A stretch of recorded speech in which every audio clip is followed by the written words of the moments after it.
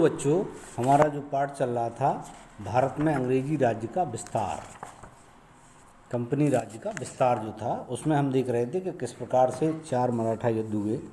हम पहला मराठा युद्ध पढ़ा चुके थे जिसमें सालबाई की संधि हुई थी 1782 में दोनों पक्षों के बीच, अंग्रेज़ों और मराठों के बीच। उसके अनुसार नारायण राव के नवजात पुत्र को पेशवा स्वीकार कर लिया गया और सन 1800 में फडणवीस की मृत्यु हो गई और मराठों पर आपसी संघर्ष के बादल मंडराने लगे। मराठों ने बेलेजली की सहायक संधि से अपने को दूर रखा था, किंतु नाना फडणवीस की मृत्यु के बाद सिंधिया, होलकर तथा पेशवा बाजीराव द्वितीय में प्रमुख शक्ति बनने के लिए आपस में संघर्ष आरंभ हो गया। माने दोनों चाहते थे कि हम बने पेशवा और इसी बात पर लड़ाई शुरू हो गई। होलकर ने पेशवा बाजीराव द्वितीय तथा सिंधिया की सेनाओं को पराजित कर दिया और पूना पर अधिकार कर लिया। पेशवा बाजीराव द्वितीय ने भाग करके अंग्रेजों की शरण ली। अंग्रेजों ने सहर्ष पेशवा की सहायता स्वीकार कर लिया। सहायता देने के पूर्व अंग्रेजों ने उसे एक सहायक संधि स्वीकार करने को बाध्य किया, जिसके परिणामस्वरूप पेशवा का एकाधिकार लगभग समाप्त हो गया। परंतु भोसले तथा सिंधिया को यह अपमान सहन नहीं हुआ और उन्होंने लॉर्ड बेलेजली के विरुद्ध द्वितीय मराठा युद्ध माने 1803 में घोषणा कर दी, जिसमें अंग्रेजों की जीत हुई। अंग्रेजों ने उन्हें अपमानजनक संधियां करने के लिए विवश कर दिया। सिंधिया को अंग्रेजों के साथ सुरजी अर्जन गांव की संधि तथा भोंसले को अंग्रेजों के साथ देव गांव की संधि करनी पड़ी। संधि के तहत दोनों मराठा सरदारों को अपने राज्य का काफ़ी हिस्सा अंग्रेजों को देना पड़ा और उन्होंने अपने राज्य को अंग्रेजी राज्य में रेजिडेंट रखना स्वीकार कर लिया।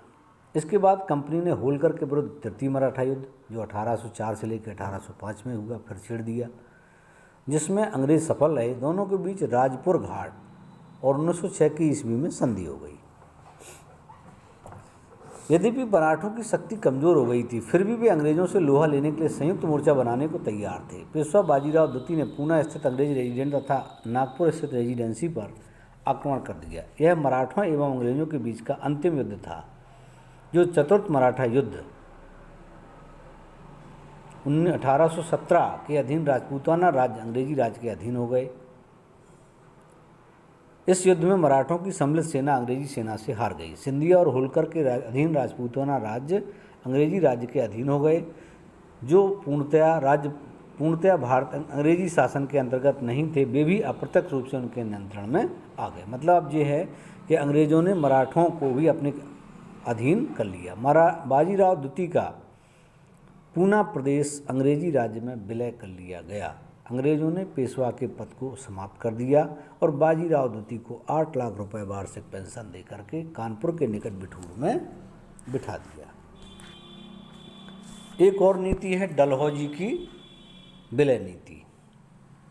सहायक संधि नीति के द्वारा जिस तरह बेलेजली ने भारत के अनेक राजाओं को अपने नियंत्रण में कर लिया था, उसी प्रकार लॉर्ड डलहौजी ने भी अंग्रेजों राज्यों को हड़पने की नई नीति बनाई, जिसका नाम था हड़प नीति।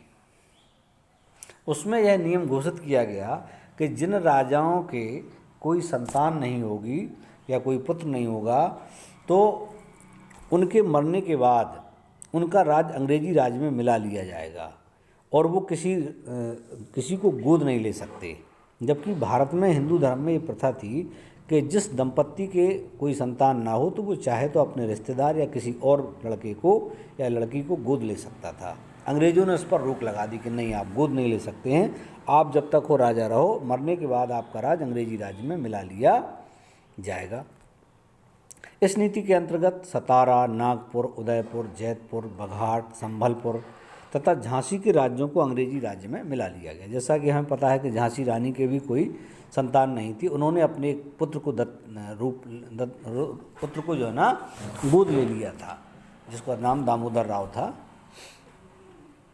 तो डलहौजी की ये नीति, कहते हैं, भारतीय नरेशों को दी जाने वाली पेंशन और उपाधियों से ही वंचित कर दिया गया। कर्नाटक के नवाब और तंजौर के राजा तथा नाना साहब की पेंशन और उपाधियां भी समाप्त कर दी गईं। तो इस तरह से अंग्रेजों ने एक और कुटिल नीति के द्वारा भारतीय राजाओं को अपने अधीन करने की योजना शुरू कर दी। भारत में अंग्रेजों की सफलता में अनेक कारक सहायक सिद्ध हुए। भारत में अंग्रेजी राज्य की विजय बंगाल से प्रारंभ हुई। बंगाल एक अत्यंत उपजाऊ भूभाग था। वहाँ शासन स्थापित हो जाने से उन्हें राजस्व का लाभ तो मिला ही, साथ ही उनका व्यापार भी बढ़ा। इससे कंपनी की आर्थिक स्थिति मजबूत हुई। अब है आगे, अंग्रेज़ों की सैन्य शक्ति बहुत उन्नत थी। अंग्रेज क्यों जीतते गए? उनके सैनिक अपेक्षाकृत अधिक कुशल प्रशिक्षित थे, उनके पास अच्छे हथियार होते थे, प्रचुर मात्रा में उनके पास गोला बारूद होता था और वो उच्च प्रशिक्षित भी हुआ करते थे। उनके अलावा उनके उनके पास जहाजी बेड़ा था जो भारतीयों के पास नहीं था अभी भी। माने अंग्रेज़ों के मुकाबले भारतीयों के पास समुद्री सेना नहीं थी। इस कारण उनके पास रसद और सैनिकों का कभी भी अभाव नहीं रहता था। अंग्रेज अधिकारी कूटनीति का सहारा लेकर भारत में शासन करते रहे, जैसे बेलेजली की सहायक संधि नीति, डलहौजी की विलय नीति। उन्होंने फूट डालो राज करो की नीति का अनुकरण करते हुए पूरे भारत पर लगभग अपना शासन शुरू कर दिया था।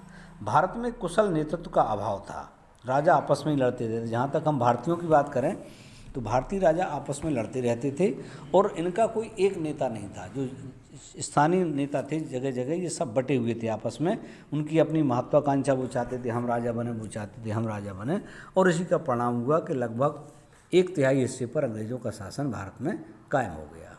बस ये पार्ट पूरा हो गया है, कल इसके हम प्रश्नोत्तर आपको भेजेंगे।